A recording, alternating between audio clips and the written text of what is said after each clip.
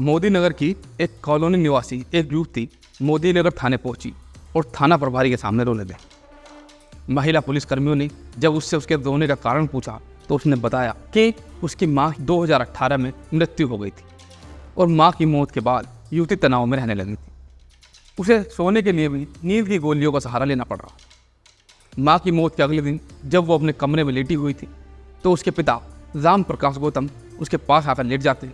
शुरू में तो वह कुछ समझ नहीं पाई थी, परंतु कुछ समय बाद जब पिता ने गलत काम करना शुरू किया तो मैंने उसका विरोध किया, परंतु पिता ने उस दिन मुझे पूरी तरह मारा पीटा और मेरे साथ गलत काम किया।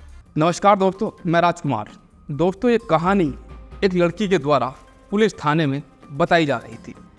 पर क्या कोई बाप अपनी बेटी के संग ऐसी घिनौनी हरकत कर सकता है, या ये आरोप बेटी के द्वारा निराधार लगाए जा रहे थे, या मामला कुछ और ही था। पर जब हमने पूरे मामले को इंटरनेट पर सर्च किया तो कुछ ऐसी बातें निकलकर सामने आई जिन पर विश्वास करना बहुत ही मुश्किल था। गाजियाबाद के मोदी नगर क्षेत्र के एक इलाके में एक पीड़िता रहती है। पुलिस को दिए बयान में युवती ने कहा कि घर में मेरे पिता के अलावा एक छोटा भाई है। मेरी माँ का साल 2018 में बीमारी के कारण निधन हो गया। उस समय मैं करीब 13 साल की थी। माँ की मौत के बाद मेरे पिता मेरा यौन शोषण करने लगे। माँ की मौत से मैं तनाव में थी। मैं सोने के लिए नींद की गोलियां लेती थी। मेरे पिता ने इसका फ़ायदा उठाया और मेरे साथ दुष्कर्म करना शुरू कर दिया। जब मुझे पहली बार अपने साथ होने वाले गंदे काम के बारे में पता चला तो मैंने सबसे पहले इसे अपनी चाची को बताया।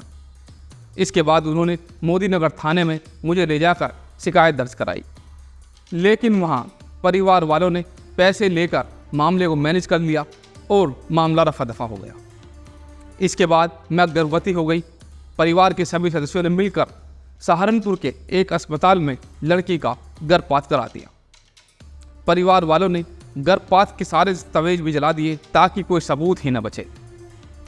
इस बीच उसने कई लोगों से इस बारे में बताया, लेकिन किसी ने भी उसका साथ नहीं दिया। पीड़िता इस बीच लकवाग्रस्त भी हो गई। उसने अपने पिता से अपने गलत काम किए जाने का वीडियो बना लिया। उसने पिता के मोबाइल से ही वीडियो बनाया और अपने घर के सभी सदस्यों को भेज दिया। पर जब ये बात उसके पिता को पता चली तो उन्होंने उसे धमकाकर पीट कर कहा कि अब इस मामले में यदि ऐसा किया तो तुम्हें दोबारा जान से मार दूंगा। पीड़िता का जब किसी ने साथ नहीं दिया तो उसने जहर खाकर जान देने की कोशिश की। इस पर उसके पिता ने उसे वाइपर से खूब पीटा। इस पिटाई के बाद उसने दोबारा जहर खा लिया, परंतु फिर भी वह बच गई। इसके बाद पिता ने उसके बाल कटवा दिए ताकि वह लड़कों की तरह दिखे और सिर्फ उनके ही काम आए। पीड़िता ने बताया कि पिता ने आखिरी बार 16 अप्रैल को उसके साथ रेप किया था। इसके बाद देर रात तक सबके सोने के बाद वह घर से निकलकर गाजियाबाद रेलवे स्टेशन पहुंच गई।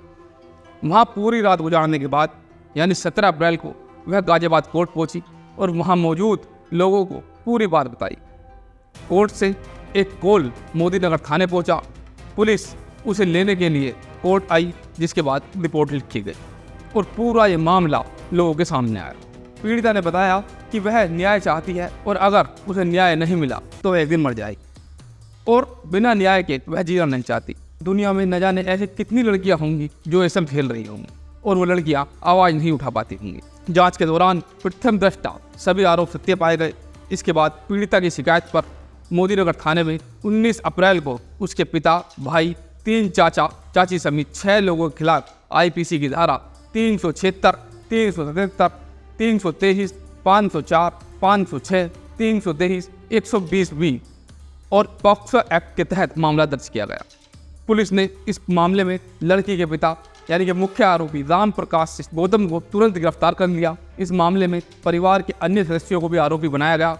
डीसीपी ने लड़की की मेडिकल जांच कराई और अब सीडब्ल्यूसी के समक्ष उनका बयान दर्ज किया जा रहा है। इस तरह की घटनाएं समाज में कलंक है, इसीलिए ज़रूरत है सावधान रहने की, सतर्क रहने की, जिससे इस तरह की घटनाओं से बचा जा सके। नमस्कार।